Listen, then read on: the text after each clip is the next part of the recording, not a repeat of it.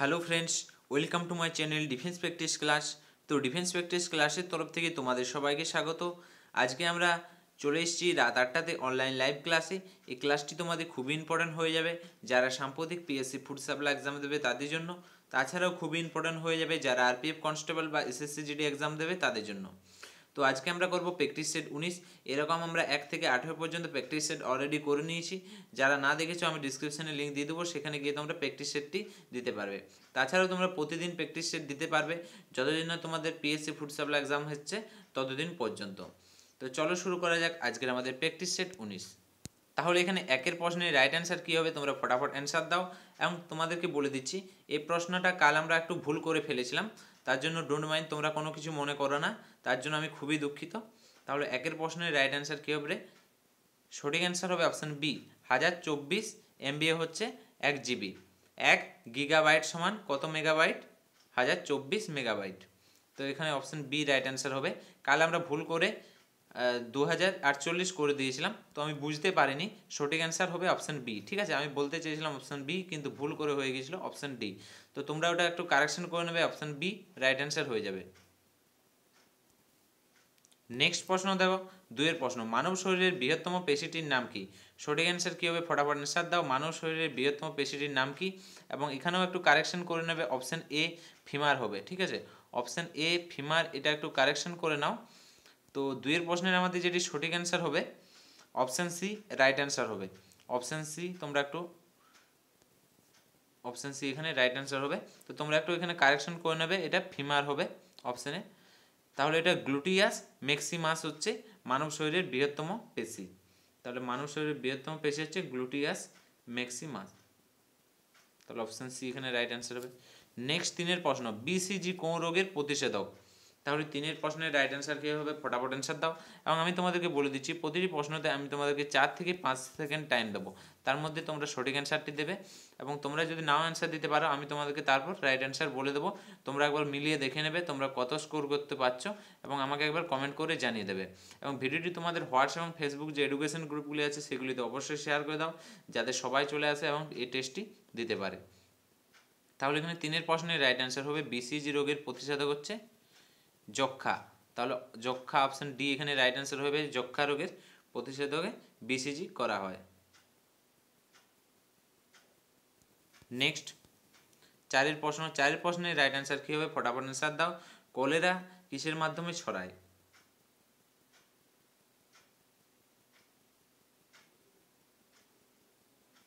তাহলে এখানে সঠিক অ্যান্সার হবে অপশান বি, ব্যাকটেরিয়ার দ্বারা। তাহলে অপশান বি এখানে রাইট অ্যান্সার হয়ে যাবে, ব্যাকটেরিয়ার দ্বারা কলেরা ছড়ায়। তাহলে অপশান বি এখানে রাইট অ্যান্সার হবে। নেক্সট 5 প্রশ্ন, এবং ভিডিওটি যদি ভালো লাগে অবশ্যই তোমরা একবার লাইক এবং কমেন্ট করে জানাও, এবং ভিডিওটি অবশ্যই তোমরা শেয়ার করবে এবং লাস্টে কমেন্ট করে জানিয়ে দেবে। মানবদেহের হৃৎপিণ্ডের স্বাভাবিক ওজন কত? 5 প্রশ্নের রাইট অ্যান্সার কী হবে? মানবদেহের হৃৎপিণ্ডের স্বাভাবিক ওজন 300 গ্রাম। সঠিক অ্যান্সার হবে 300 গ্রাম। অপশান সি এখানে রাইট অ্যান্সার হবে। যারা অপশান সি করেছে তাদের সবাই রাইট অ্যান্সার। নেক্সট 6 প্রশ্ন, 6 প্রশ্নের রাইট অ্যান্সার কী হবে? প্যারামেসিয়ামের গমন অঙ্গের নাম কি? প্যারামেসিয়ামের গমন অঙ্গের নাম কি? রাইট অ্যান্সার হবে অপশান বি, সিলিয়া। যারা যারা অপশান বি করেছে তাদের সবারই রাইট অ্যান্সার। নেক্সট 7 প্রশ্ন, 7 প্রশ্নের রাইট অ্যান্সার কী হবে? আয়োডিনের অভাবে কী রোগ হয়? ভেরি ভেরি ইম্পর্টেন্ট প্রশ্ন, এবং এই প্রশ্নগুলি তোমাদের খুবই ইম্পর্টেন্ট হয়ে যাবে যারা সাম্প্রতিক পিএসসি ফুড সাপ্লাই বা RPF constable SSC GD exam দেবে তাদের জন্য। তাহলে 7 প্রশ্নের রাইট অ্যান্সার হবে অপশান সি, গলগণ্ড। গলগণ্ড রোগ হয় আয়োডিনের অভাবে। যারা অপশান সি করেছো তাদের সবারই রাইট অ্যান্সার। নেক্সট 8 প্রশ্ন, ভারতের প্রধান বিচারপতি কত বছর বয়সে অবসর নেয়?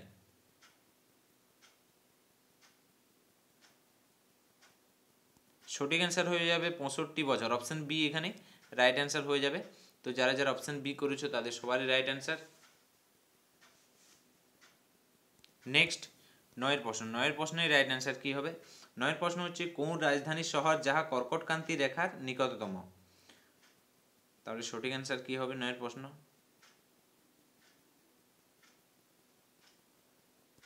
সঠিক অ্যান্সার হবে option C Raipur. Option C right answer হয়ে যাবে রায়পুর। শহরটি হচ্ছে কর্কটক্রান্তি রেখার নিকটতম ছত্তিশগড়ের রায়পুর।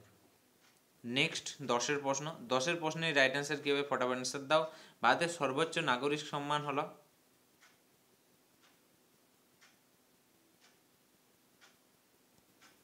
ভেরি গুড, সঠিক অ্যান্সার হবে অপশন এ ভারতরত্ন হচ্ছে ভারতের সর্বোচ্চ নাগরিক সম্মান।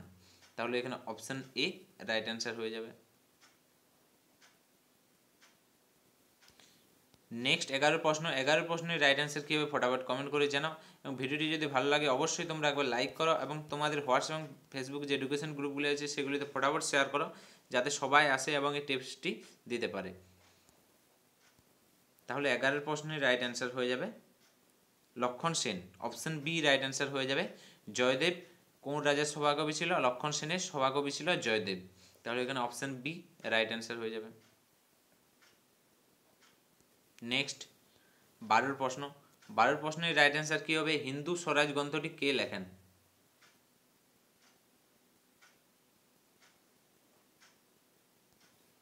সঠিক অ্যান্সার হবে অপশন ডি গান্ধীজি।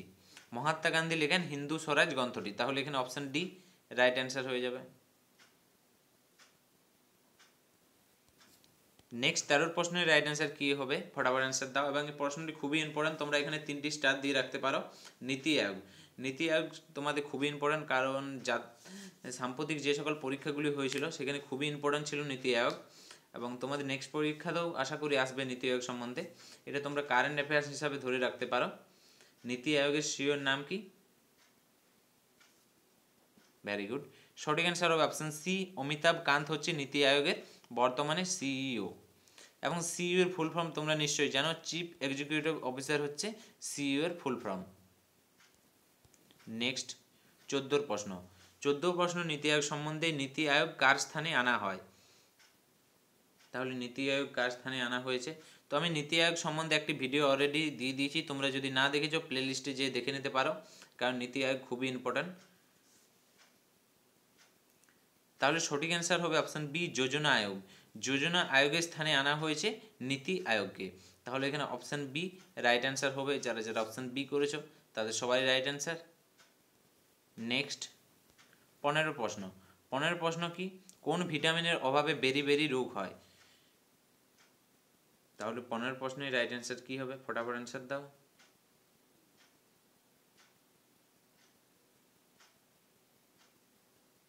তাহলে সঠিক অ্যান্সার হবে কোন ভিটামিনের অভাবে? অপশন ডি রাইট অ্যান্সার হয়ে যাবে। ভিটামিন বি এর অভাবে বেরি রোগ হয়। তাহলে অপশন ডি এখানে রাইট অ্যান্সার হবে। তো আমি ভিটামিন সম্বন্ধে অলরেডি একটি ট্রিক্সের মাধ্যমে ভিডিও বানিয়ে দিয়েছি, তোমরা যদি না দেখেছো অবশ্যই দেখে নাও, কারণ সেই ভিডিওটি ট্রিক্সের মাধ্যমে তোমরা ভিটামিনের রাসায়নিক নামগুলি কীভাবে মনে রাখতে পারবে সেটির একটি ট্রিক্স। ওকে, নেক্সট প্রশ্ন হচ্ছে 16 প্রশ্ন। নিচের কোনটি ভারত চীনের সীমান্ত রেখা? তাহলে 16 প্রশ্নের রাইট অ্যান্সার কী হবে, নিচের কোনটি ভারত ও চীনের সীমান্ত রেখা?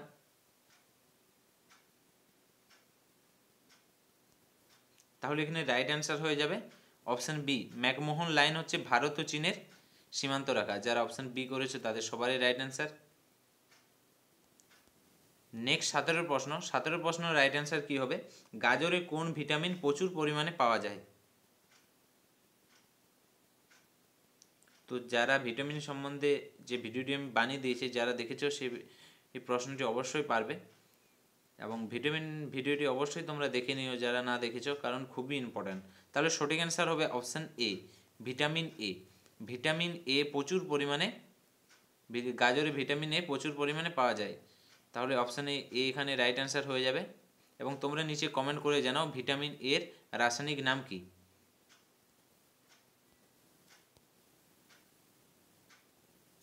নেক্সট 18 প্রশ্নের রাইট অ্যান্সার কী হবে, ফটাফট অ্যান্সার দাও। প্রথম কবে বিশ্ব পরিবেশ দিবস পালন করা হয়? তাহলে আগের প্রশ্ন, ভিটামিন এ রাসায়নিক নাম হচ্ছে রেটিনল। তো আমি তোমাদেরকে টিক্সটা বলে দিয়েছিলাম, রথের উপর এক ট্রফি। নেক্সট 18 প্রশ্নের রাইট অ্যান্সার কী হবে, ফটাফট কমেন্ট করে জানাও বিশ্ব পরিবেশ দিবস প্রথম কবে পালন করা হয়?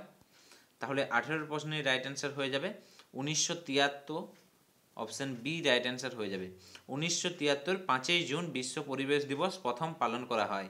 সেই দিন থেকেই প্রতি বছর 5ই জুন বিশ্ব পরিবেশ দিবস হিসাবে পালন করা হয়। তাহলে এখানে অপশান বি রাইট অ্যান্সার হয়ে যাবে। নেক্সট 19-এর প্রশ্ন। 19-এর প্রশ্নের রাইট অ্যান্সার কী হবে ফটাফট কমেন্ট করে জানাও। এবং এখানে তোমরা একটু কারেকশন করে নাও, মোহিনী অট্টম হবে, ঠিক আছে, অষ্টম নয়, এখানে অট্টম করে নেবে তোমরা, মোহিনী অট্টম।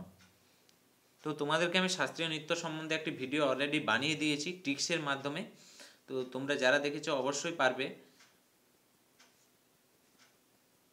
তো আমি তোমাদেরকে আগেই বলেছি মোহিনী অট্টম, কৃষ্ণ অট্টম এবং কালী অট্টম, এবং অট্টম দিয়ে যতগুলি শাস্ত্রীয় নৃত্য আছে সবগুলি হচ্ছে কেরলের শাস্ত্রীয় নৃত্য।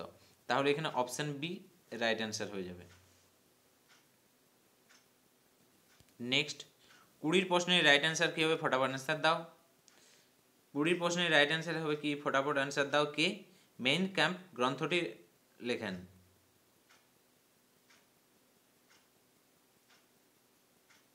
তাহলে মেন ক্যাম্প গ্রন্থটি কে লিখেছেন? সঠিক অ্যান্সার হবে অপশান এ হিটলার। হিটলারের রচিত গ্রন্থ হচ্ছে মেন ক্যাম্প। অপশান এ এখানে রাইট অ্যান্সার হয়ে যাবে। নেক্সট প্রশ্ন 21-এর প্রশ্ন। 21-এর প্রশ্নের রাইট অ্যান্সার কী হবে ফটাফট অ্যান্সার দাও। কোন নদীর তীরে হিদাসপিসের যুদ্ধ হয়েছিল?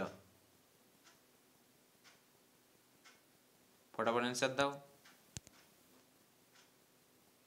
তাহলে সঠিক অ্যান্সার হবে অপশান ডি। তো যারা যারা অপশান ডি করেছো তাদের সবারই রাইট অ্যান্সার ঝিলম নদী। ঝিলম নদীর তীরেই হিদাসপিসের যুদ্ধ হয়েছিল।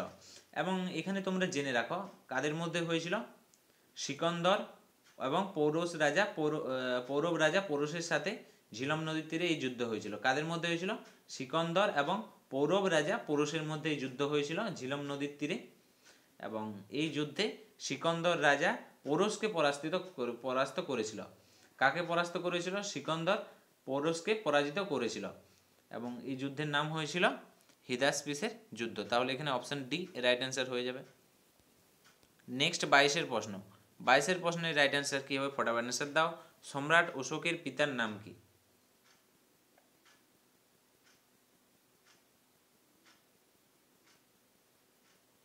তাহলে সঠিক অ্যান্সার হয়ে যাবে সম্রাট অশোকের পিতার নাম হচ্ছে বিন্দুসার। অপশান বি এখানে রাইট অ্যান্সার হয়ে যাবে। বিন্দুসার হচ্ছে সম্রাট অশোকের পিতা এবং মৌর্য বংশের মহাপ্রতাপী শাসক ছিল অশোক। এবং বিন্দুসারের পিতার নাম কী ছিল? বিন্দুসারের পিতার নাম হচ্ছে চন্দ্রগুপ্ত মৌর্য ছিল বিন্দুসারের পিতা। তাহলে এখানে অপশান বি রাইট অ্যান্সার হয়ে যেত। নেক্সট 23-এর প্রশ্ন। 23-এর প্রশ্নের রাইট অ্যান্সার কী হবে ফটাফট অ্যান্সার দাও। বাতাসের আর্দ্রতা মাপার যন্ত্রের নাম কি? ভেরি ইম্পর্টেন্ট প্রশ্ন। তো আমি তোমাদেরকে আজকেই অলরেডি একটি ভিডিও বানিয়ে দিয়েছি যে সাম ইম্পর্টেন্ট ইনস্ট্রুমেন্ট এবং যে যন্ত্রে এবং সেই যন্ত্রে কী পরিমাপ করা হয়। তো তোমরা যারা না দেখেছো আমি ডিসক্রিপশানে লিঙ্ক দিয়ে দেবো, সেখান থেকে তোমরা অবশ্যই দেখে নেবে, কারণ সেখান থেকেই তোমাদের পরীক্ষাতে প্রশ্ন আসবে, যদি আসে, তার বাইরে আসবে না। তো ভিডিওটি অবশ্যই দেখে নেবে, সাম ইম্পর্টেন্ট ইনস্ট্রুমেন্ট। তাহলে 23-এর প্রশ্নের রাইট অ্যান্সার হয়ে যাবে হাইগ্রোমিটার। অপশান এ এখানে রাইট অ্যান্সার হয়ে যাবে। হাইগ্রোমিটার যন্ত্রের মাধ্যমে বাতাসের আর্দ্রতা পরিমাপ করা হয়। তাহলে এখানে অপশান এ রাইট অ্যান্সার হয়ে যাবে। নেক্সট 24-এর প্রশ্ন। কার্বলিক অ্যাসিডের অপর নাম কি? 24-এর প্রশ্নের রাইট অ্যান্সার কী হবে ফটাফট অ্যান্সার দাও। কার্বলিক অ্যাসিডের অপর নাম কি?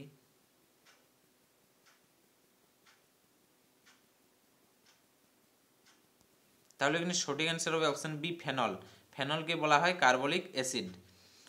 তাহলে এখানে সঠিক অ্যান্সার হয়ে যাবে অপশান বি। তো ফেনলের সংকেত কি? ফেনলের সংকেত তোমরা জেনে রাখো। ফেনলের সংকেত হচ্ছে C6H5OH। C6H5OH হচ্ছে ফেনলের সংকেত।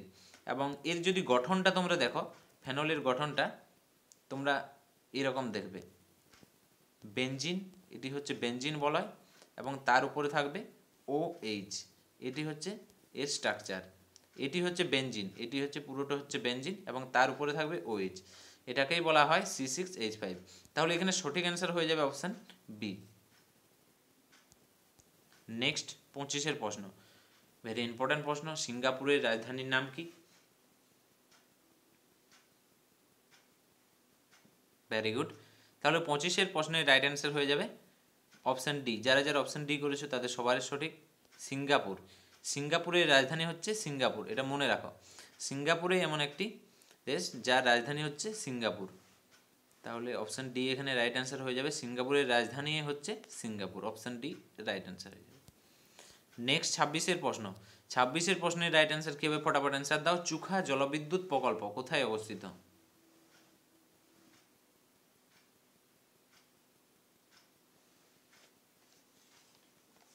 Very good. তাহলে 26-এর প্রশ্নের রাইট অ্যান্সার হয়ে যাবে অপশান সি ভুটান। চুখা জলবিদ্যুৎ প্রকল্প কোথায় অবস্থিত? ভুটানে। এবং কোন নদীর তীরে অবস্থিত? ওয়াংচু নদীর ওপরে অবস্থিত এই জলবিদ্যুৎ প্রকল্পটি। তাহলে এখানে যেটি সঠিক অ্যান্সার হয়ে যেত অপশান সি। যারা যারা অপশান সি করেছে সবারই রাইট অ্যান্সার। নেক্সট 27-এর প্রশ্ন। শিমলিপাল ব্যাঘ্র অভয়ারণ্য কোথায় অবস্থিত? শিমলিপাল ব্যাঘ্র অভয়ারণ্য কোথায় অবস্থিত?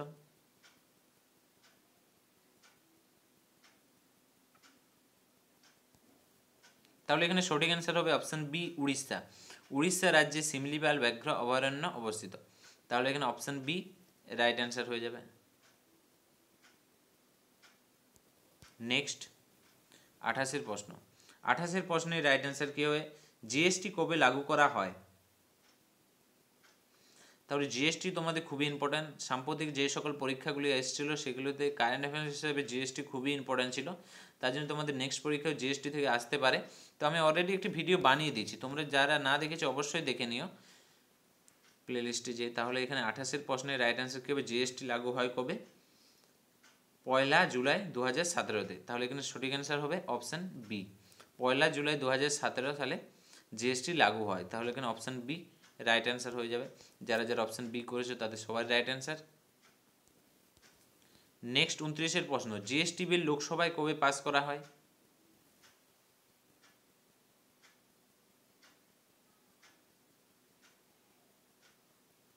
Very good. সঠিক অ্যান্সার হবে অপশান বি 3রা আগস্ট 2016 সালে জিএসটি লোকসভায় পেশ করা হয়। তাহলে এখানে অপশান বি রাইট অ্যান্সার হয়ে যাবে। যারা যারা অপশান বি করেছে তাদের সবাই সঠিক। 3রা আগস্ট 2016। এবং জিএসটি তোমরা ফুল ফর্ম জেনে রাখো। গুডস অ্যান্ড সার্ভিস ট্যাক্স হচ্ছে জিএসটির ফুল ফর্ম। কারণ কোনো কোনো জায়গায় জিএসটির ফুল ফর্ম তোমাদেরকে চেয়ে নেয়, তাই জন্য অবশ্যই জেনে রাখো, তোমাদের পরীক্ষাতে আসতে পারে। নেক্সট 30-এর প্রশ্ন। জিএসটির ব্র্যান্ড অ্যাম্বাসেডর কে আছেন বর্তমানে?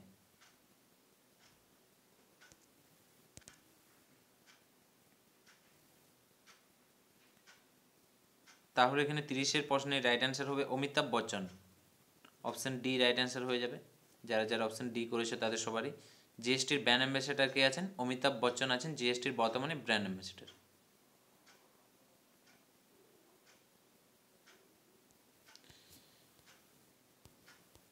তো ফ্রেন্ডস, এগুলিই ছিল আজকের কিছু ইম্পর্ট্যান্ট প্রশ্নপত্র, যে প্রশ্নপত্রগুলি তোমাদের পরীক্ষাতে আসতে পারে। এবং তোমাদের যদি ভিডিওটি ভালো লাগে অবশ্যই তোমরা একবার লাইক করো এবং তোমরা কমেন্ট করে জানাও তোমরা কত স্কোর করতে পারলে, যে তোমরা 30-এর মধ্যে কত স্কোর করতে পারলে নিচে কমেন্ট করে জানাও। এবং তোমাদের যদি কোনো প্রশ্ন থাকে ফটাফট কমেন্ট করে জানাও, আমি তোমাদেরকে জবাব দিয়ে দেবো। এবং ভিডিওটি অবশ্যই তোমাদের হোয়াটসঅ্যাপ এবং ফেসবুক যে এডুকেশন গ্রুপগুলি আছে সেগুলিতে অবশ্যই শেয়ার করে দাও, যাতে সবাই চলে আসে এবং এই টেস্টটি দিতে পারে। এবং ভিডিওটি লাইক করতে ভুলো না। তো আজকে আমরা ভিডিওটি এখানেই শেষ করছি এবং আজকে আমরা আমাদের যে ভারতের রাষ্ট্রীয় ধ্বনি সেই রাষ্ট্রীয় ধ্বনি দিয়ে ভিডিওটি অফ করছি। Thank you for watching. জয় হিন্দ, জয় ভারত, বন্দে মাতরম।